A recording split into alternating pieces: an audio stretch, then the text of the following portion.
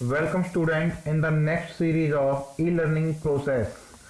In the previous series we have discussed chapter number 9 exercise 9.1 complete. 9.2 में question number 1 and question number 3 को हमने discuss कर लिया था. Now we are going to discuss question number 2. बच्चों question number 1 और question number 3 में हमारे पास क्या दिए थे, दो मोनोमियल दिए थे.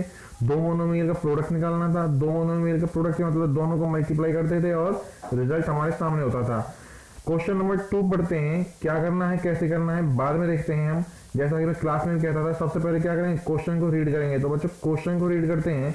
क्वेश्चन नंबर 2 में कह रहा है find the areas of rectangles with the following pairs of monomials as their length and breadth. तो यहाँ से कीवर्ड उठाओ, find the area of rectangle. find the area of rectangle यानी कि आपको क्या निकालना है भाई. सबसे पहले पता लग गया कि हमें एरिया निकालना है और किसका, रेक्टेंगल का. आगे दिया है फॉलोइंग पेयर ऑफ मोनोमियल्स यानी कि मोनोमियल दिए हैं. तो सबसे पहले आपको पता होना चाहिए कि एरिया ऑफ रेक्टेंगल क्या होता है, रेक्टेंगल का एरिया क्या होता है. 7th क्लास में आपने अच्छे से पढ़ा होगा, मुझे पता है. तो एरिया ऑफ रेक्टेंगल होता है लेंथ का मल्टीप्लाई ब्रेड्थ से. लेंथ को मैं एल से डिनोट कर रहा हूँ, ब्रेड्थ को बी से डिनोट कर रहा हूँ. ठीक है बच्चों. आगे as their length following pair of monomial. Question में देखो following pair of monomial as their length यानी कि जो नीचे मोनोमियल के पेयर दिए हुए हैं उनमें से एक क्या है, लेंथ है, और दूसरा क्या है, ब्रेथ है. क्या निकालना है, एरिया निकालना है.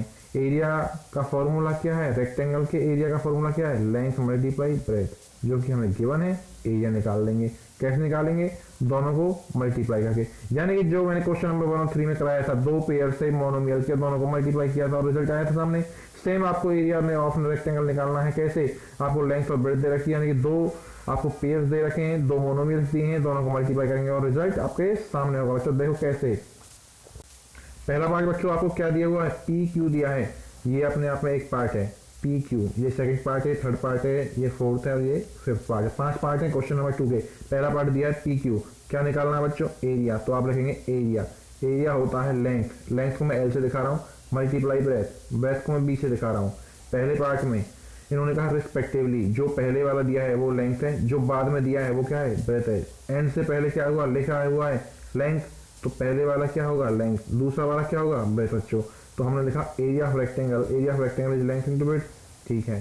तो लेंथ की जगह लेंथ देखो, लेंथ क्या है, पी है, मल्टीप्लाई ब्रेथ क्या है बच्चों, क्यू है. तो पी का मल्टीप्लाई क्यू से. भाई दो टर्म है अलग अलग. पी के साथ में कांस्टेंट है क्या, 1. क्यू के साथ में कांस्टेंट क्या है, कुछ भी नहीं है, तो 1 होगा ना. तो 1 का मल्टीप्लाई 1 से करो तो 1, और 1 को लगाओ या मत लगाओ, वेरिएबल के साथ में कोई दिक्कत नहीं है. तो p कहीं और दिखाई दे रहा है, कितने p हैं, एक. कितने q हैं, एक. तो p का मल्टीप्लाई q से क्या आ जाएगा, pq. क्या आ जाएगा बच्चों, pq. p का मल्टीप्लाई q से किया रो. एरिया होता है area of rectangle l multiply length multiply breath b. p का मल्टीप्लाई q से किया तो पहले का आंसर आ गया pq. दूसरा देख लेते हैं. दूसरा है 10m 5n. 10m क्या है, लेंथ है. 10n क्या है बच्चों, लेंथ है. 5n क्या है बच्चों, ब्रेथ है. तो एरिया में रखो, ऊपर देखो एरिया की जगह a मैंने एज इट इज लिख दिया. लेंथ l की जगह क्या लिख दिया, 10m. ऊपर मल्टीप्लाई का साइन दिखाई दे रहा है, मैंने एज इट इज लगा दिया. ब्रेथ. ब्रेथ क्या है बच्चों, नीचे देखो 5n, मैंने लिख दिया 5n. पहला स्टेप क्या होता है, किसी भी साइन को मत देखो, बस कांस्टेंट को देखो. पहली टर्म में कांस्टेंट 10 है, दूसरी टर्म में कांस्टेंट 5 है. 10 का मल्टीप्लाई 5 से करो, बताओ क्या आएगा, 20 आएगा. पहली टर्म में वेरिएबल m है, दूसरी टर्म में वेरिएबल n है. अलग अलग वेरिएबल हैं, मल्टीप्लाई डायरेक्ट हो जाएंगे, m n. तो सेकंड का आंसर क्या आ गया बच्चों, 20mn. सेकंड का आंसर 20mn. आगे बच्चों मैं आपको अब लास्ट पार्ट कराता हूँ. थर्ड और फोर्थ सेम होंगे बिल्कुल. लास्ट पार्ट देखो भाई. लास्ट पार्ट में पहले वाला क्या बताया था मैंने, पहले वाले को क्या मानना है, एल लेंथ. दूसरे वाले को क्या मानना है, ब्रेथ. ये बकायदा लिखना है सॉल्यूशन में. कैसे लिखेंगे, गिवन. देखो भाई सॉल्यूशन कैसे लिख करना है. गिवन करेंगे, फिर लिखेंगे लेंथ ब्रैकेट में एल इक्वल्स टू 3mn लिखा, फिर लिखेंगे ब्रेथ, ब्रेथ लिखेंगे, ब्रैकेट में बी लिखेंगे, क्या दिया है ब्रेथ, 4NP, 4NP। इसके बाद क्या लिखेंगे बच्चों, इसके बाद लिखेंगे area of rectangle, area of rectangle जो कि आप जानते हो क्या होता है, लेंथ मल्टीप्लाई ब्रेथ। और लेंथ आपने क्या लिखा हुआ है, लास्ट पार्ट को देखो, 3mn, क्या है 3mn, मल्टीप्लाई का साइन है लगा दिया, ब्रेथ बी, क्या है बच्चों लास्ट पार्ट में, 4NP, क्या है 4NP, हमने लिख दिया 4NP। दोनों को मल्टीप्लाई करो, 3mn का मल्टीप्लाई 4NP से, 3mn का मल्टीप्लाई 4NP से, क्या आएगा देख लो भाई, 3mn का मल्टीप्लाई 4NP से। ये सॉल्यूशन चल रहा है, सॉल्यूशन की तीसरी स्क्रीन आ गई है बच्चों। सबसे पहले पहली टर्म में कांस्टेंट देखो, दूसरी टर्म में भी कांस्टेंट देखो मल्टीप्लाई करने के लिए। पहली टर्म में कांस्टेंट 3 है, दूसरी टर्म में कांस्टेंट 4 है, 3 का मल्टीप्लाई 4 से क्या आएगा 12। पहली टर्म में वेरिएबल m और n है, दूसरी टर्म में वेरिएबल n और p है, तो m केवल एक ही जगह है, लिख दिया बस एक ही जगह था। पहली टर्म में n है, n की पावर 1 है, दूसरी टर्म में भी n है, इसकी पावर कुछ भी नहीं है, ऑटोमेटिकली क्या हो जाता 1, n1 यहाँ है, n1 यहाँ है, दोनों को मल्टीप्लाई करेंगे n की पावर 2 हो जाएगा। पहली टर्म में से कुछ नहीं बचा वेरिएबल, सब लिख दिए। दूसरी टर्म में से n का काम खत्म हो गया, क्या बचा है बस p, कहीं और p दिखाई नहीं दे रहा, तो जितने p हैं सेकंड टर्म में उतने हमने लिख दिए। ये क्या है आंसर किसका, लास्ट वाले पार्ट का, कितना 12mn square p, 12mn square p। समझे बच्चों।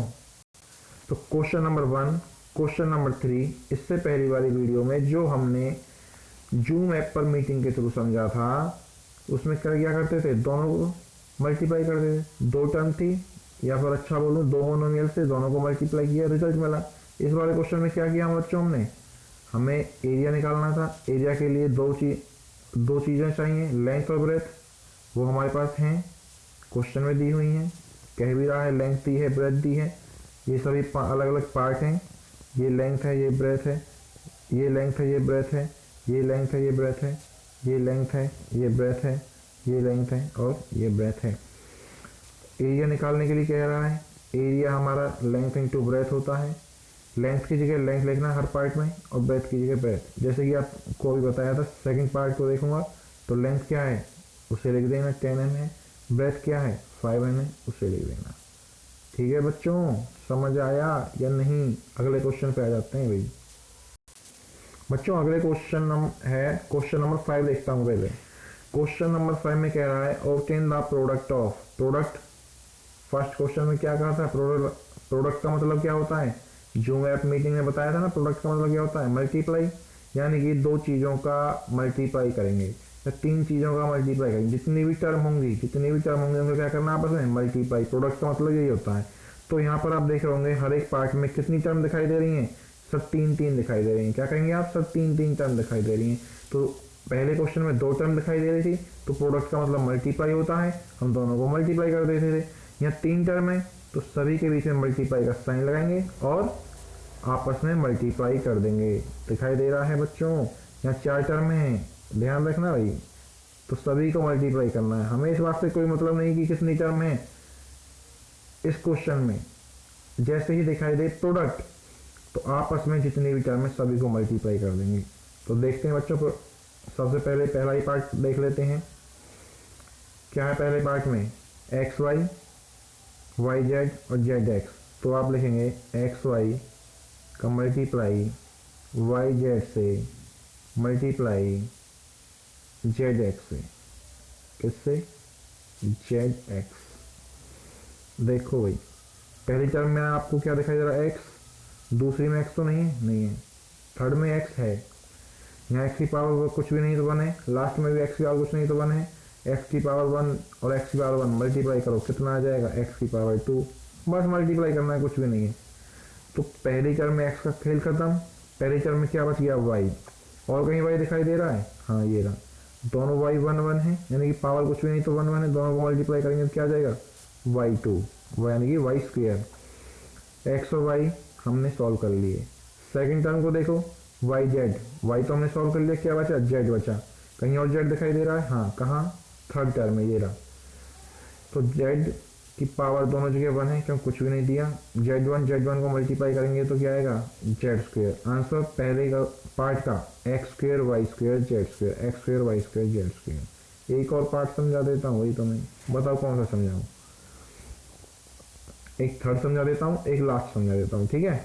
तो थर्ड देखो कितनी टर्म है, 4 टर्म है।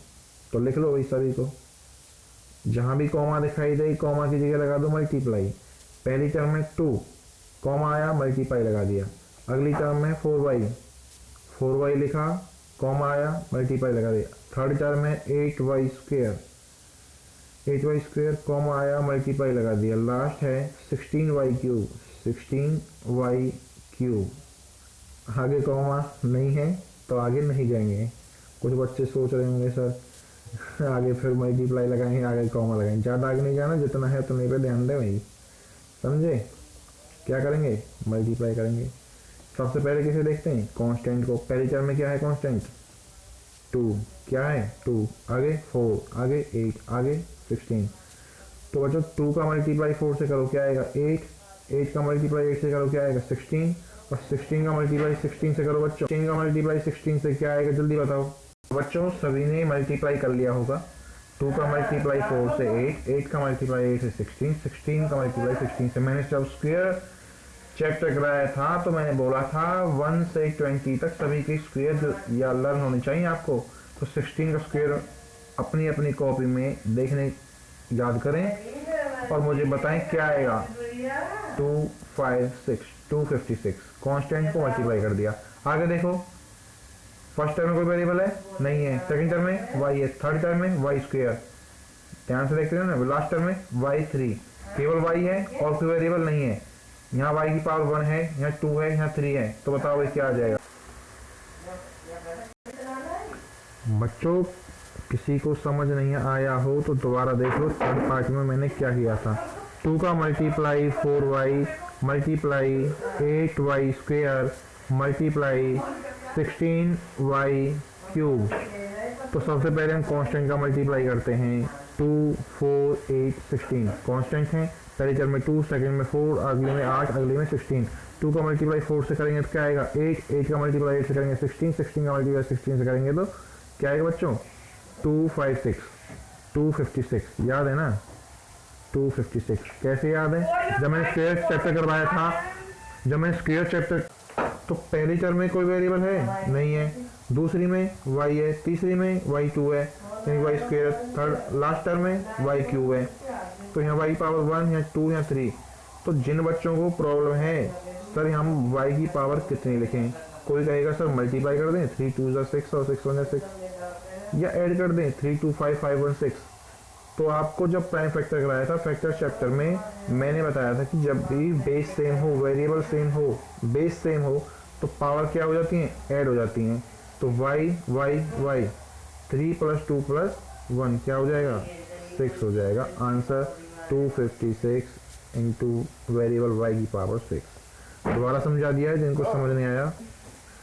अब बच्चों एक लास्ट पार्ट और करा देता हूँ, कौन सा, फिफ्थ पार्ट क्या है, फिफ्थ पार्ट है m, कॉमा के लिए क्या लगाते हैं, मल्टीप्लाई। अगली टर्म क्या है, -m। थर्ड टर्म क्या देखा है, m/n/p। तो देखो भाई कहीं कोई कांस्टेंट है या नहीं, बिल्कुल है कांस्टेंट, दिखाई नहीं दे रहा तो कांस्टेंट क्या होता है, 1। सभी में 1 है, 1 का मल्टीप्लाई यहाँ भी 1 है, यहाँ भी 1 है, यहाँ भी 1 है। तो 1 1 1, 1 का मल्टीप्लाई 1 से, 1 का मल्टीप्लाई 1 से करेंगे तो क्या आएगा, 1। और वेरिएबल के साथ 1 लगाओ या ना लगाओ कोई भी फर्क नहीं पड़ता बस। तो अब किसको देखेंगे, वेरिएबल को देखेंगे। पहली टर्म में वेरिएबल m है, m और कहीं दिखाई दे रहा है, आप कहेंगे सर सेकंड टर्म में भी दिखाई दे रहा है, थर्ड टर्म में भी। इस माइनस को भूल जाओ, अभी सेकंड टर्म वाले माइनस को भूल जाओ थोड़ी देर के लिए। तो कितने m है, 1 m 2 और 3, m की पावर 3 कैसे कर आता, मैंने कहा जब भी बेस सेम हो तो पावर हो जाती है ऐड। यहाँ भी पावर 1 है, यहाँ भी पावर 1 है और यहाँ भी पावर 1 है। 1 + 1 + 1 3। आगे देखो, पहली टर्म में कोई वेरिएबल अब नहीं बचा सॉल्व करने के लिए। दूसरी टर्म में वेरिएबल क्या बचा है सॉल्व करने के लिए? n लिख दिया। और कहीं भी n है यहाँ। तो यहाँ का एक n और यहाँ का एक n, कितने हो जाएंगे? 2n। तो सेकंड टर्म में कोई वेरिएबल नहीं बचा, फर्स्ट में कोई नहीं बचा। लास्ट में देखो क्या है? p। कहीं और p दिखाई दे रहा है? नहीं। और लास्ट टर्म में p कितने हैं? 1। तो p की पावर 1। लास्ट तो पार्ट आपका सॉल्व हो गया? नहीं हुआ जी, नहीं हुआ। क्यों नहीं हुआ? क्योंकि अभी सेकंड टर्म का माइनस बचा हुआ है। कितने माइनस हैं? एक माइनस है। और मैंने बताया था, अगर आपको दो तरीके समझा रहा हूँ माइनस का खेल।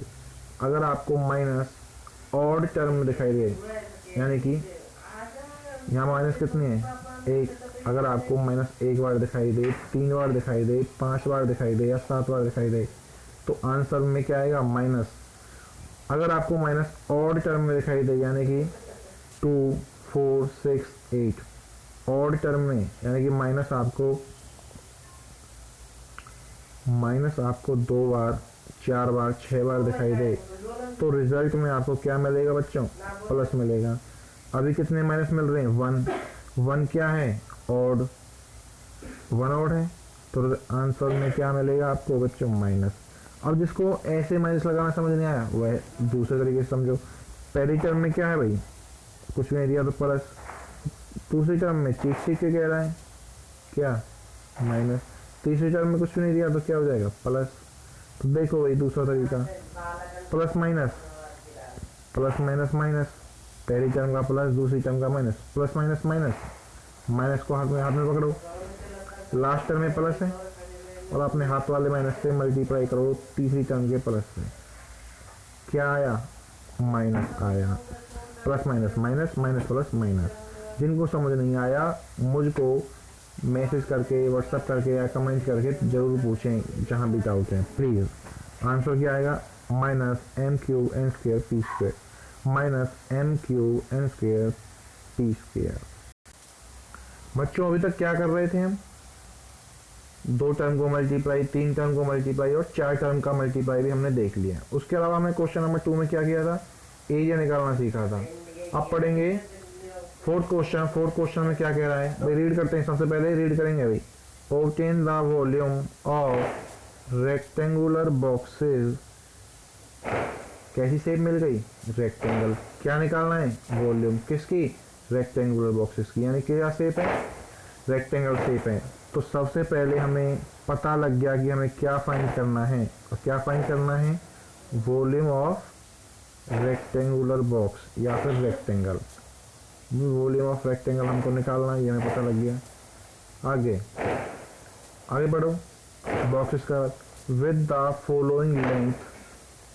क्या दे दिया आपको? Length, breadth and height respectively. Following नीचे दिए हुए हैं क्या? लेंथ। उसके बाद जो दिया होगा वो क्या होगा? ब्रेथ होगा। उसके बाद जो दिया होगा वो बच्चों हाइट होगा। रिस्पेक्टिवली का मतलब ये होता है, यानी कि पहले वाला जो है वो लेंथ है जिसे मैं L से दिखा रहा हूँ, दूसरे वाला है वो ब्रेथ है जिसे मैं B से दिखा रहा हूँ, लास्ट वाला जो है वो हाइट है जिसे मैं H से दिखा रहा हूँ। सभी में पहला L, दूसरा ब्रेथ, तीसरा H, पहला L, दूसरा ब्रेथ, तीसरा H होगा। अब करते हैं बच्चों वॉल्यूम ऑफ रेक्टेंगल का फॉर्मूला। क्या होता है वॉल्यूम ऑफ रेक्टेंगल? पता है सभी को? सॉल्यूशन में क्या लिखेंगे? सबसे पहले लिखेंगे लेंथ क्या है, ब्रेथ क्या है, हाइट क्या है। फिर वॉल्यूम ऑफ रेक्टेंगल का फॉर्मूला लिखेंगे। रेक्टेंगल की वॉल्यूम का फॉर्मूला क्या होता है? लेंथ पता है ना, कहाँ पढ़ा था? 7th क्लास में। Length multiply breadth multiply height, L multiply B multiply H। Length को मैंने L से दिखाया, ब्रेथ को B से और हाइट को H से। तो बच्चों पहला पार्ट देख लेते हैं। सबसे पहले सॉल्यूशन में लेंथ लिखनी है, ब्रेथ लिखनी है, हाइट लिखनी है, फिर फॉर्मूला लिखना है। फॉर्मूले के बाद L की जगह L लिख देना, B की जगह B और H की जगह H।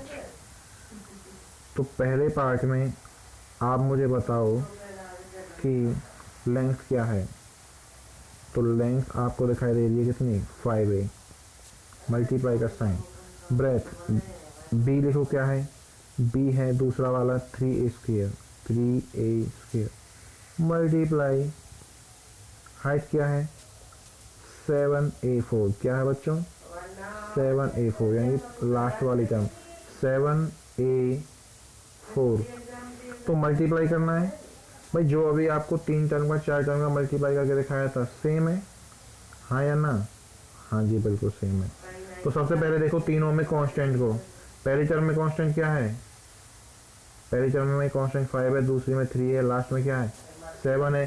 तो 5 का मल्टीप्लाई 3 से करो, 5 का मल्टीप्लाई 3 से करेंगे 15, 15 का 7 से करो 105 आ गया, 105। कांस्टेंट को आपस में मल्टीप्लाई कर दिया।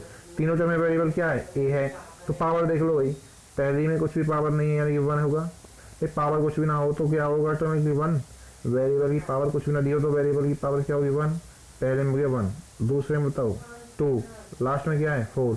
और मैंने कहा था जब भी वेरिएबल या बेस सेम हो तो पावर क्या हो जाती है ऐड, यहाँ 1 है, यहाँ 2 है, यहाँ 4 है, 4 + 2 + 1, सभी पहली टर्म में 1 है ए की पावर, दूसरी टर्म में ए की पावर 2 है, फिर लास्ट टर्म तीसरी टर्म में ए की पावर 4 है, 4 + 2 + 1, 4 + 2 + 1 करो भाई क्या आएगा 7 आएगा। तो लिख देना 105 मल्टीप्लाई ए की पावर 7, लिख दोगे या नहीं लिख पाओगे 1, मैं इसको इरेज कर देता हूँ थोड़ा सा, 105 मल्टीप्लाई ए की पावर 7, ये आपका आंसर है भाई। जिसको जहाँ भी डाउट आए कमेंट करके या मैसेज करके या व्हाट्सएप पे कॉल कर मैसेज भेज के या फिर कॉल करके पूछ सकता है अपना डाउट, या फिर जूम ऐप में जो क्लास होगी तब भी पूछ सकता है, लेकिन चुपचाप से नहीं बैठना, पढ़ना है भाई आपको। आगे थर्ड पार्ट और करा देता हूँ, बाकी 2 पार्ट आप खुद से करना, सेम है बिल्कुल बच्चों। थर्ड पार्ट भाई, थर्ड पार्ट में सबसे पहले क्या लिखना था बताया था मैंने, सॉल्यूशन में लिखेंगे लेंथ क्या है, आप लिखेंगे लेंथ थर्ड पार्ट में एक्स वाई दिया है, फिर आप ब्रेथ पूरा लिखना, मैं शॉर्ट फॉर्म में लिख रहा हूँ बी, ब्रेथ को बी से क्या दिया है 2x²y, थर्ड में क्या है हाइट h, क्या है लास्ट टर्म 2xy²। उसके बाद सॉल्यूशन में अगला स्टेप क्या लिखेंगे, फॉर्मूला किसका जो हमें निकालना है, क्या निकालना है volume of rectangle equals to length multiply breadth multiply height, लिख दिया। अगला स्टेप जो आपने लिखा है L multiply breadth multiply height, उसकी जगह बिल्कुल ऐसे करना, फिर नोट में आपको xy पहली टर्म मल्टीप्लाई दूसरी टर्म क्या है 2x²y, लास्ट टर्म क्या है 2xy², 2xy² यही है ना बच्चों, ठीक है। अब बताओ पहली टर्म दूसरी टर्म और तीसरी टर्म को देख के कोई वेरिएबल दिखाई दे रहा है, तो पहली टर्म में कोई वेरिएबल नहीं है मतलब 1 है, दूसरी टर्म में 2 दिखाई दे रहा है कांस्टेंट, और लास्ट टर्म में 2 दिखाई दे रहा है, तो सभी को आपस में मल्टीप्लाई कर दो, 2 2 4 बन जाए 4, तो कांस्टेंट का मल्टीप्लाई कर दिया क्या आ गया 4 आ गया। पहले टर्म में वेरिएबल क्या है एक्स और वाई, तो एक्स को देखो एक्स कहाँ दिखाई दे रहा है, दूसरी टर्म में दिखाई दे रहा है, तीसरी में दिखाई दे रहा है। भाई पावर क्या है, पहली टर्म में एक्स की पावर 1 है, दूसरी में 2 है और लास्ट में कुछ भी नहीं है, तो पावर यहाँ भी 1 है। एक्स की जितनी पावर है एक्स लिखो उनको ऐड कर दो, पहली में पावर 1 है, दूसरी में 2 है, तीसरी में कुछ भी नहीं है तो 1 है, एक्स की पावर 1 है, तो 1 + 2 + 1 2 और 1 3 और 1 4, एक्स की पावर आ गया 4। अब और क्या दिखाई दे रहा है, पहली टर्म में वेरिएबल वाई दिखाई दे रहा है, वाई कहाँ दिखाई दे रहा है, फर्स्ट टर्म में भी है, सेकंड टर्म में भी है और थर्ड टर्म में भी है। तो y की पावर पहली टर्म में कुछ भी नहीं दिखाई दे रही तो 1 है, सेकंड टर्म में भी y की पावर कुछ नहीं दिखाई दे रही तो 1 है, लास्ट टर्म में आपको क्या दिखाई दे रहा है बच्चों जल्दी बताओ, y 2 कितना 2 दिखाई दे रहा होगा, तो सभी को ऐड कर दो। क्यों ऐड कर दो, बेस सेम है, बेस सेम है तो पावर क्या हो जाएंगी ऐड, तो 1 और 1 यहाँ से 2 और 2 यहाँ से 1 + 1 2 2 + 2 4 तो y की पावर आ गई 4। अगर किसी भी बच्चे को फिर कह रहा हूँ जहाँ भी डाउट है पहले वीडियो को रिवाइंड करें, 2 बार देखें एटलीस्ट, फिर उसके बाद कोई डाउट आता है तो व्हाट्सअप करें, कॉल करें, जूम ऐप पर भी डाउट अपना ले सकते हैं। तो बाकी बच्चे 2 पार्ट बच्चों आपको खुद से करने हैं। मिलते हैं अगली वीडियो में।